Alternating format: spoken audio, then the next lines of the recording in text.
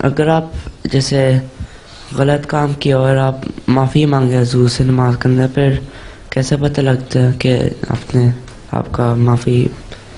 کس نے معافی؟ اگر جیسے کچھ غلط کام کیا ہے، معافی کس سے مانگنی ہے؟ اللہ میں سے، اللہ تعالیٰ سے معافی مانگنی ہے۔ پھر کیسے پتہ لگتا ہے اگر معاف ہو جائے آپ؟ اچھا، پتہ ایسے لگتا ہے، یہ تو پتہ نہیں اللہ تعالیٰ کے معاف ہونے کا کس طرح پتہ لگتا ہے۔ یہ ہے اگر تم نے صحیح طرح معافی مانگی ہے نا، اگر وہ غلط کام کیا اور صحیح معافی مانگی ہے، صحیح معافی مانگنے کا طریقہ یہ ہے کہ جو تم نے کام کیا ہے نا اس سے تمہیں نفرت ہو جانی چاہیے، پھر دوبارہ وہ نہ کرو، ہیں؟ ایک ارادہ پہلے کرو کہ میں یہ کام نہیں کروں گا، ٹھیک ہے؟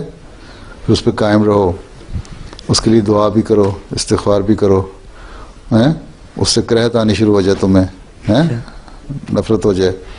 اور اگر تم نہیں کرو گے، آئندہ اس سے بچتے رہو گے، تو اس کا مطلب یہ ہے کہ تم اس نیکی پہ قائم ہو گئے۔ اللہ تعالیٰ سے معافی مانگ کے کا مطلب یہ ہے، یہ نہیں ہے معافی کہ ایک برا کام کیا اور معافی مانگ لی اور کل کو پھر دوبارہ کر لیا، ہیں؟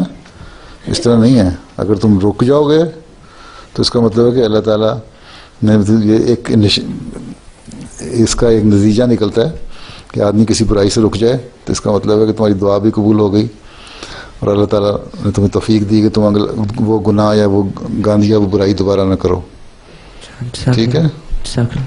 اگر تم کرتے رہو گے تو اس کا مطلب تو ایک معافی مانگو پھر کر لو گے، معافی مانگو پھر کر لو گے، تو فائدہ کوئی نہیں۔